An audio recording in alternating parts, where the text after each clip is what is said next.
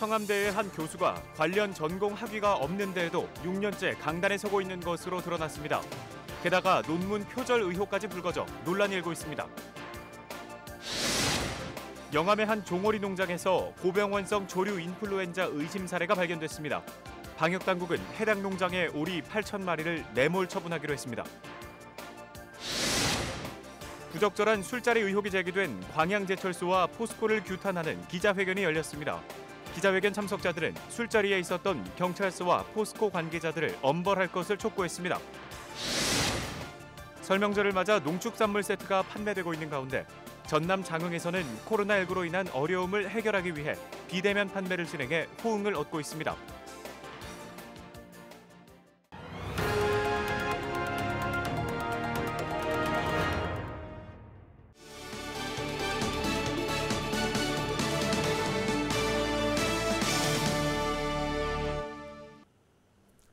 시청자 여러분 안녕하십니까? 헬로티비 뉴스입니다. 오늘의 첫 소식입니다.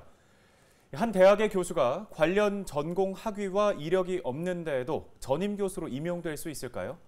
순천 청암대에서는 가능했습니다. 심지어 3년마다 이루어지는 재임용 절차를 통과해서 현재까지 강의를 이어가고 있는데요. 해당 교수는 연구과제인 논문 역시 같은 대학 교수의 논문을 그대로 베껴 제출했다는 정황 증거가 확인돼 교육부에 진정서가 접수됐습니다. 서경 기자가 취재했습니다. 지난 2015년 전반기 청암대 교원 초빙 공고입니다. 세부 지원 자격을 보면 해당 분야의 박사과정 이상인 사람, 관련 경력 3년 이상인 사람 등 모든 기준 요건을 충족해야 한다고 올라와 있습니다. 만약 허위 기재가 확인되면 임용되더라도 취소할 수 있다고도 명시돼 있습니다. 동료 교수들은 이 교원 모집에 9명이 지원했지만 당시 대학이 기준에 미달한 A 교수를 채용했다고 설명했습니다. A 교수가 전공 분야인 메이크업 관련 석박사 학위가 없고 관련 이력도 충족하지 못한데도 임용에 재임용까지 이루어졌다고 주장했습니다. 믿어지지가 않았어요. 왜냐하면 있을 수가 없는 일이고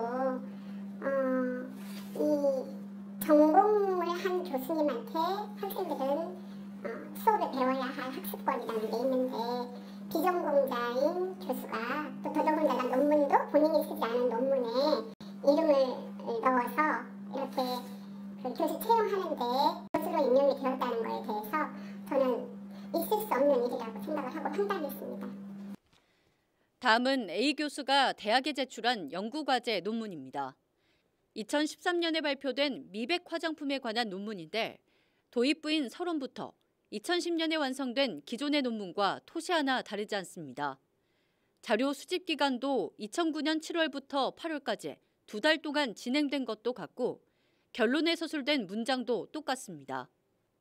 이 논문에 게재된 20여 개의 실험과 설문조사 데이터 역시 기존에 발표된 논문과 소수점까지 일치합니다. A 교수 측은 해당 논문의 경우 본인이 처음부터 작성한 것은 아니라고 해명했습니다. 다만 논문의 수정과 보완 작업에 적극적으로 참여해 공동저자로 이름을 올렸다는 입장입니다. 미완성 논문이 있다고 해가지고 이거를 그냥 차단시키기엔 너무 아깝다 그래가지고 이걸 같이 2012년도 8월 9월 달에 이제 함께 그 논문 수정 보완 작업을 시작한 거죠. 청암대는 A 교수의 논문 표절 논란에 대해 인지하고 있다고 밝혔습니다. 진상조사위원회를 구성하고 본격적인 조사에 돌입하겠다는 입장입니다. 그 문제는 저희들이 이제 나름대로 그 매뉴얼이 있습니다. 연구윤리 규정이 이런 게 있죠. 거기에 따라서 그 진행을 하고 있습니다. 최대 6개월입니다. 논문 표절 피해 교수 측 변호인은 논문 내용을 보면 표절이 아닌 명백한 도용이라고 밝혔습니다. 기존 논문이 작성된 시기는 2010년 6월, 표절 논문이 발표된 시기는 2013년 4월로 시기상 차이가 뚜렷하다는 겁니다. 교육공무원 징계 양정에 관한 규칙을 보면 연구 부정행위에 대해서는 최대 파면까지 이를 수 있다며 교육부에 진정서를 제출하고 민형사 소송을 준비하고 있다고 밝혔습니다. 거의 파면 해임 사유에 해당될 수도 있는 그런 중대한 사안으로 이렇게 생각을 합니다. 자기가 그 아낀 논문이 이렇게 도용을 당했다라고 하는 데 대해서 굉장히 정신적으로 충격을 받을 수 있고 이 부분에 대해서는 민사상 손해배상도 충분히 가능하고 그다음에 이 논문을 사용하고 한 거에 대해서는 뭐 업무방해 또 가능할 거라고 이렇게 생각이 됩니다. 전공 학위와 이력이 없지만 6년째 강단에 서고 있는 A 교수. 학생들의 학습권과 교육권 침해라는 지적이 나오는 가운데 청암대의 제멋대로 교수 임용 기준에 대한 우려가 이어지고 있습니다. 헬로티비 뉴스 서경입니다. 설 명절을 맞아 지자체별로 대표 농축산물 세트를 판매하고 있는데요. 하지만 올 설에도 사회적 거리 두기 등이 강화되면서 판매에도 어려움이 예상되고 있습니다. 전남 장흥에서는 이런 문제를 해결하기 위해 비대면 판매를 진행 중인데요. 이 온라인 홍보를 통해 사전 주문을 받아 산지에서 직접 배송하는 비대면 판매가 호응을 얻고 있습니다. 자세한 내용 송효창 기자가 취재했습니다. 장흥 토요시장입니다. 한창 손님이 몰릴 시간이지만 코로나19 여파로 한산하다 못해 썰렁합니다. 코로나가 오기 전에 비해서 약 한 30% 정도의 매상을 보이고 있습니다. 그러니까 70%가 지금 감소가 됐다는 얘기겠죠.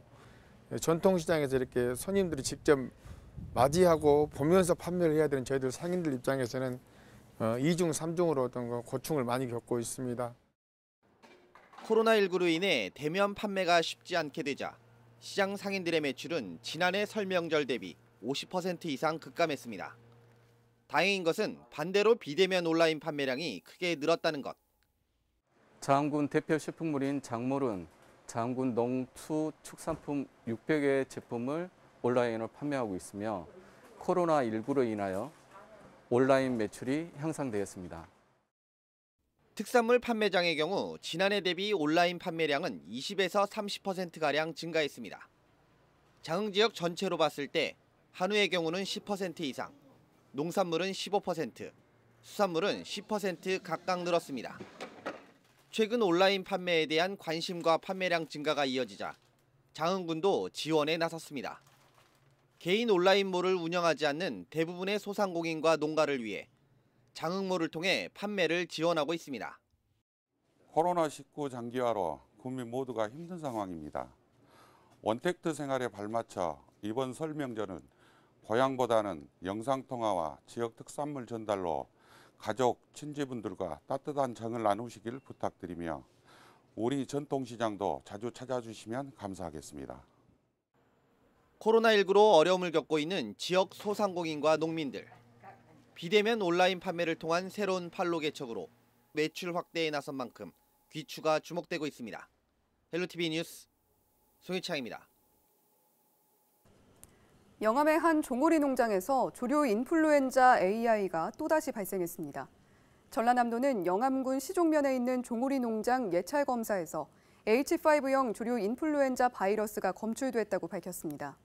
방역당국은 현재 해당 농장의 오리 8,000마리를 매몰 처분하고 고병원성 여부 검사를 농림축산검역본부에 의뢰한 상태입니다. 부적절한 술자리 의혹이 제기된 광양경찰서와 포스코를 규탄하는 기자회견이 5일 열렸습니다. 민주노총 광양시 지부 관계자 등 30여 명은 광양경찰서 앞에서 기자회견을 열고 지난해 11월 발생한 폭발 사망사고 수사 책임자인 전 수사과장 A씨와 술자리에 있었던 포스코 관계자들을 엄중하게 처벌할 것을 요구했습니다. 또 수사 라인을 전면 교체해 폭발 사고 이후 진행된 특별감독에서 포스코가 어떻게 대응했는지, 불법은 없었는지 등도 철저히 수사해야 한다고 강조했습니다. A 전 수사과장은 지난달 25일 광양의 한 삼겹살 전문점에서 광양제철소 대외 업무 담당, 협력사 임원 등과 술자리를 가진 것으로 알려져 지역사회의 파장이 일고 있습니다.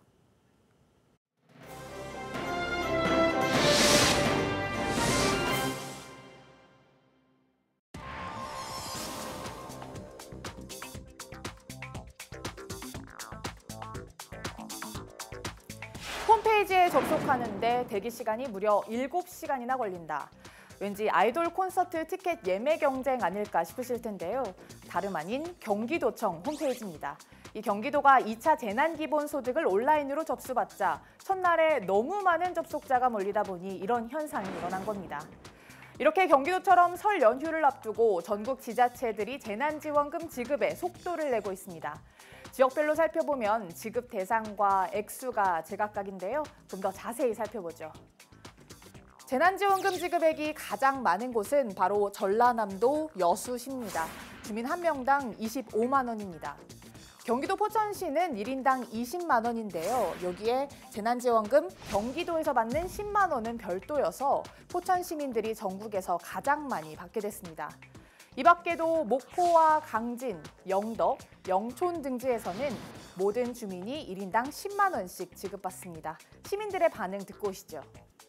설 명절 돌아와서 설 준비해서 써야지. 돈 이제 25만 원, 둘이 뭐 50만 원이니까 그러고 쓰면 하지요 뭐. 이렇게 다 시민, 전 시민을 주니까 받는 사람은 좋죠. 근데 저희도 이제 받아서 주위에 조금 어려운 사람들 좀 도와주고 싶고 그래요. 이렇게 모든 시민에게 보편적으로 주는 게 아니라 소상공인에게 선별적으로 지급하는 지역도 있습니다.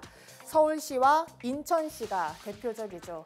물론 모든 주민에게 주게 되면 소비를 진작시켜서 자영업자에게 도움이 된다라는 시각도 있지만요. 실제로는 그 효과가 미미하다는 점에서 선별 지원에 나선 겁니다. 실제 연구 결과도 있습니다. 지난해 1인당 100만 원의 재난지원금을 줬더니 추가 소비로 불과 25에서 35만 원의 지출이 있었다라는 분석 결과가 있는 겁니다. 소상공인 입장에서는 더 우리한테 그게 도움이 되니까 좋은 거죠. 장사도 옛날만큼 되지도 않잖아요, 지금.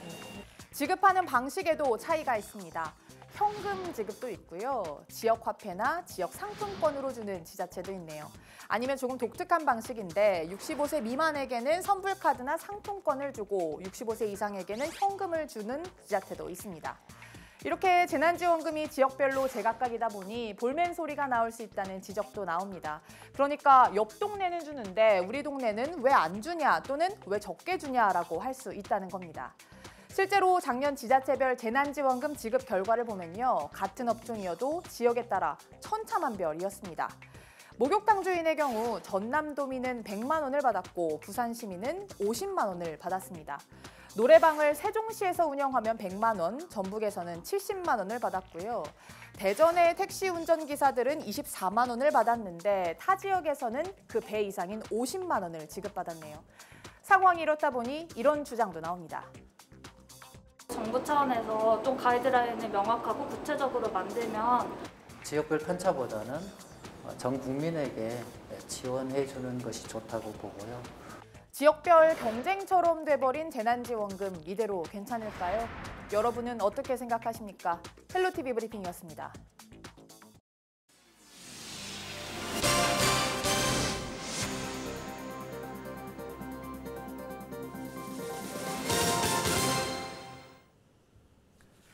진도군이 전 국민을 대상으로 긴급 재난지원금 10만 원을 지급하기로 했습니다.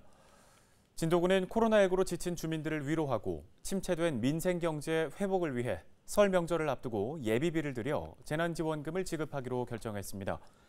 긴급 재난지원금은 2월 5일을 기준으로 진도군에 주소를 둔 주민이면 받을 수 있고 이달 8일부터 다음 달 말까지 신분증과 신청서를 지참해 각 읍면사무소에 신청하면 됩니다.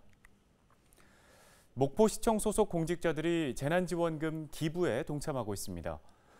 목포시 5급 이상 간부 공무원들은 열악한 재정 여건을 감안해 재난지원금 기부를 결정했다고 밝혔습니다. 6급 이하 일부 직원들도 자율적으로 기부에 동참한 것으로 알려졌습니다. 기부된 재난지원금은 취약계층을 위한 마스크와 방역물품 구입에 활용되거나 지역 현안 사업에 다시 투자됩니다. 진도군이 코로나19로 직격탄을 맞은 지역 경제를 살리기 위해 맞춤형 일자리 지원에 나섭니다. 진도군은 올해 30억 원을 들여 정기적인 소득이 없는 군민들의 생계 유지를 위해 268개의 공공 일자리를 제공하기로 했습니다. 공공 일자리와 함께 지역 청년을 위한 6개의 맞춤형 사업과 생활 방역, 산림과 수산 분야까지 신중년을 위한 특성화된 일자리도 제공할 계획입니다. 저소득층이 참여할 수 있는 밝은 거리 조성 사업 현장에는 57명이 투입되고 오는 10일까지 신청하면 됩니다. 완도군이 미국 울타리 USA 오프라인 매장과 온라인몰에 오는 14일까지 설맞이 완도 수산물 판촉전을 개최합니다. 이번 행사는 냉동 전복과 건미역, 김과 다시마 등이 판매될 예정이고 완도 지역의 3개 수출 기업이 참가했습니다. 울타리 USA는 이번 행사를 위해 4천만 원 상당의 완도 특산물을 수입했습니다.